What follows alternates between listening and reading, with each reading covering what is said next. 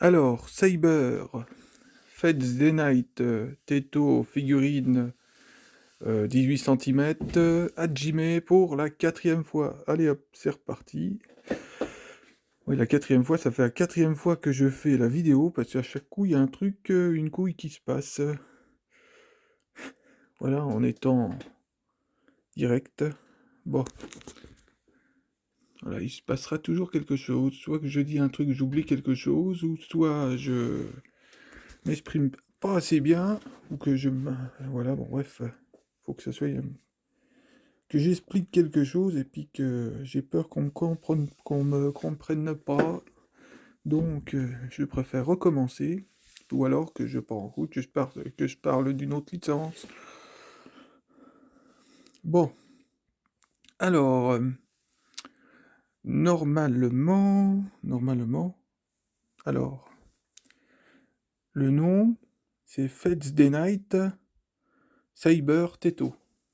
Teto, figure 18 cm. Ça peut, sinon, au point de vue des recherches, voilà, je fais le tour en même temps de la boîte. La boîte qui est même marquée dans l'autre sens. Oups. Non, non, c'est bon, j'arrête là. Donner le tourner aux gens. Bon. euh, Sinon, peut s'appeler, ce qui est peut-être le mieux pour l'identité du personnage, Saber, Fates Day Night, Teto, figurine de 18 cm. Ou alors, tapez directement Teto, Fates Day Night, Saber, figurine, 18 cm. Ça peut être aussi valable.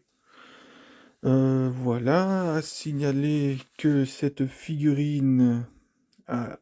édition de figurine euh, date du 22/11/2012, qui a une contrefaçon, pour ça que sur Teto, bah, vous avez cette petite étiquette qui atteste l'original.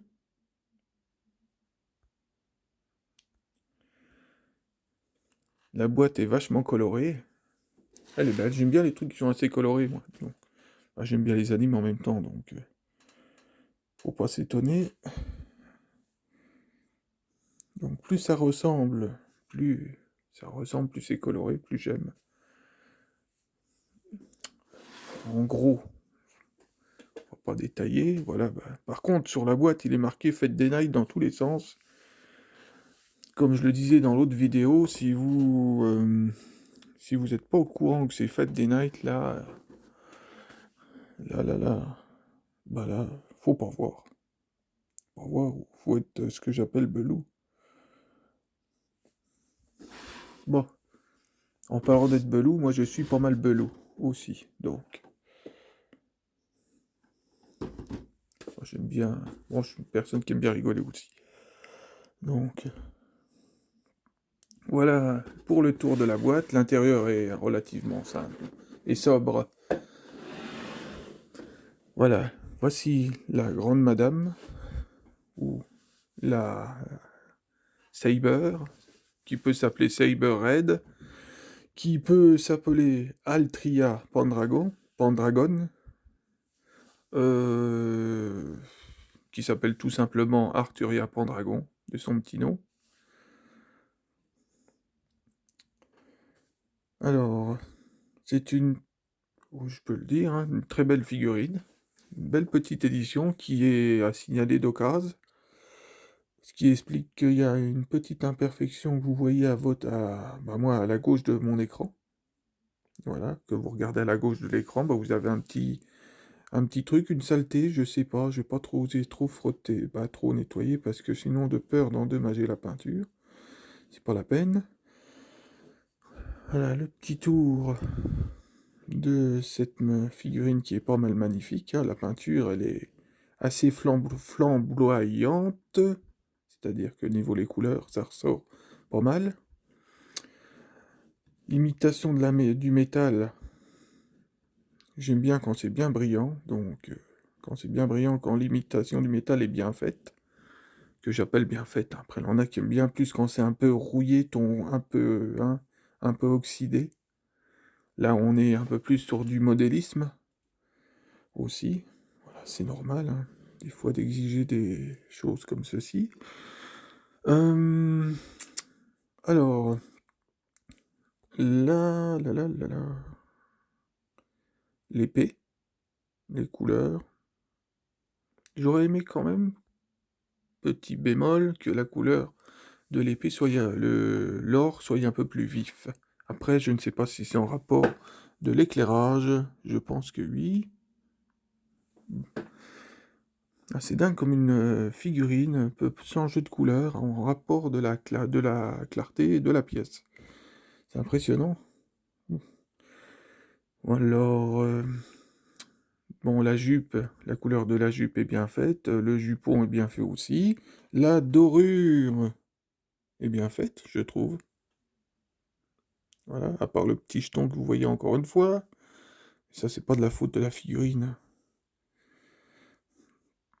Voilà, ces bottes de chevalier, là, vachement bien fait aussi. Le pentacle sérigraphié, voilà, vous sentez les reliefs quand vous mettez le doigt dessus. Pas sérigraphié, gravé, à préciser. Voilà, on aurait frôlé vraiment l'excellence s'ils auraient fait une petite couleur bleue, qu'ils auraient sérigraphié par-dessus, qu'ils auraient mis de la couleur. Ou du couleur de pas doré quand même, mais bon bref, c'est assez compliqué, mais qu'ils auraient mis ça en couleur. Couleur de la robe peut-être assortie, peut-être ça l'aurait fait encore mieux. Pourquoi pas doré après tout, hein, c'est une reine, pourquoi pas. Voilà, son petit flot. Voilà, on a vite fait de faire le tour. Vite fait, mais c'est une belle petite figurine qui fait bien ses 18 centimètres. Qui se met bien dans une vitrine, elle prend pas trop de place, elle est pas moche, loin de là, elle est magnifique. La couleur de ses cheveux, et alors là, les yeux sont pas mal faits. Je trouve que ses yeux sont pas mal faits. Regardez comme c'est beau. Voilà, c'est là que moi je juge une figurine. Voilà, c'est... Voilà, une Teto, c'est une marque de petites figurines qui font peut-être les 18 centimètres, ça dépend. Après, Teto, je connais pas trop, mais le peu que j'en ai vu, ça me plaît beaucoup. Voilà, j'ai entrevu la Teto de Echidna de R0. Franchement, elle est pas mal. Elle est vraiment pas mal. Déjà que le personnage est pas mal en soi, bah là, franchement, Teto, la figurine, c'est quelque chose. Quelque chose, à mon avis. Voilà, je suis à deux doigts de me la prendre, je sais pas. Voilà, il existe, bon, de toute façon, des tétos, ils ont fait pas mal de personnages. C'est toujours apparemment une marque qui est active, pas comme Griffon, que je vois plus de nouvelle édition. À mon avis, ils ont mis la clé sur la porte. Donc, faudrait que je me renseigne, que je fasse des recherches. Voilà, alors on va remettre la figurine assez droite pour que je monte le bas du socle. Alors cette figurine est costaud, hein. Bon, pas au point de la lancer et puis de tester si elle est costaud, hein, ou voilà, faire des trucs extrêmes, mais quand vous prenez la figurine dans les mains, vous avez pas peur qu'elle se casse. Donc je peux montrer le dessous du socle sans que quelque chose risque de se déboîter. Maintenant, la masse de la figurine en elle-même, c'est une petite masse, donc pas de mal à manipuler. Alors, Fate Day Night, c'est marrant parce que ça fait un peu de chaque côté les reliefs, ça me fait penser à Fate Zero. C'est marrant. Mais non, c'est Fate Day Night. Voilà, vous avez le type Moon, vous avez les kanji juste au-dessus, les katakana, je ne sais pas exactement. Ouais, c'est quoi ça? Ouais, type Moon, Fat Project. Voilà, le Teto de la marque Made in Chine, comme toutes les figurines. Voilà. Ah, ça doit être fabriqué en Chine, et puis c'est rapatrié au Japon pour le public japonais. C'est pour ça que quand c'est importé du Japon, après ça revient. Après, il y a certaines marques de figurines qui sont fabriquées au Japon, quand même. Il y a des marques Mais à mon avis, les figurines, le peu de figurines qui sont faites ne sont pas données. Je crois que j'ai une marque qui est purement japonaise, faudra que je regarde, de Samurai Girl. Voilà, avec comment ça s'appelle? Avec les blisters en polystyrène. C'est une autre qualité, ça, hein, attention. Ça, bon, bref, je reviens vite fait avec la Saber. Euh, voilà, c'est un personnage qui est très mythique. C'est un des plus anciens de Type Moon. C'est, je pense que c'est, je le dis, c'est une petite boutade peut-être que je dis aussi. Je pense que c'est le waifu Anazu, je pense, parce que bon, ouais, c'est le début, hein. C'est les débuts en quelque sorte. Euh, je pense que cette figurine et intitule le dernier film, le dernier, pas le dernier film, le dernier film juste après la première route au niveau des années 2010 ou 2011. Je sais pas, il y a peut-être, ou alors il y a peut-être une série que je connais pas qui est sortie entre-temps, dans le Fate Go, je ne sais pas. Ça fait le premier film Illimity Black Work, je pense, je sais pas. Je pense. Ou alors c'est peut-être pour les débuts de Fête Zéro, je vois plus ça comme ça.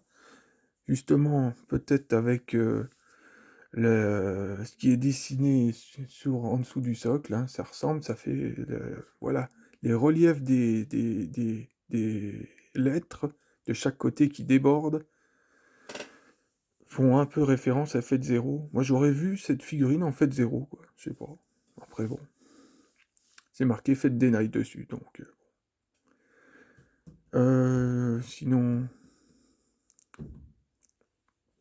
euh, ah oui, j'ai une petite théorie concernant Arturia et peut-être la première route, parce ils ont rebooté pas mal de choses, c'est à Tipmon. Et la dernière édition, une des dernières éditions de Aniplex m'interpelle, me parle, c'est-à-dire, me parle. Je porte une théorie que j'ai beaucoup dit, que je dis déjà sur mes pages, qu'il se pourrait bien que la figurine 15 ans d'anniversaire d'Aniplex, mm, sortie au nom de Fat Day Night Unlimited Blackworks, euh, voilà, normalement, moi personnellement, c'est Rin qui est mis en avant sur la deuxième route. Ça représente la deuxième route, le Black Work. Et tu vois Shiro et Arturia. Donc moi, ça me fait plus penser à la première route. Et qui dit première route, sortir une anniversary, pourquoi pas que ça serait annonciateur d'un reboot de la première route. C'est-à-dire, soit c'est un film, soit que, soit que ils vont refaire la série. Je suppose, parce que, voilà, pour faire une figurine comme ça des 15 ans d'anniversary, il y a quand même Rin Tosaka, est quand même pas mal importante aussi. Même par un moment, de toute façon, Rin Tosaka, faut voir, c'est quand même quelque chose aussi. Euh, voilà, c'est quelque chose. Euh, était limite plus importante que, comment elle s'appelle? Ah, je vais y arriver, que Sakura. D'ailleurs, ça m'embêtait beaucoup. Avant les trois films de sortie, je me disais que Sakura était un peu mise de côté.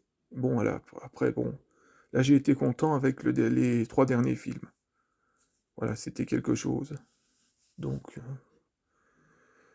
voilà ma théorie. Alors, si vers les années 2000, je pense que ça sera vers 2023-2024, peut-être. Peut-être, parce qu'il y a quand même, s'ils veulent faire que ça soit fautable, là ils sont quand même pas mal occupés avec le Demon Slayer, donc je sais pas. On verra bien. Moi, je serais bien content parce que je suis fan de la première route. D'ailleurs, je suis très fidèle au premier anime. En même temps, bon, c'est normal, hein, je suis très très mordu d'Arturia, donc j'achète ces petites figurines. Donc là, ça fait un peu comme Azuka l'onglet. Quand tu commences à acheter toutes les petites figurines qui traînent, c'est que là, ça dépasse.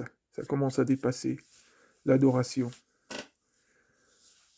Donc voilà. Alors, ouais, 15 minutes. Je regarde toujours.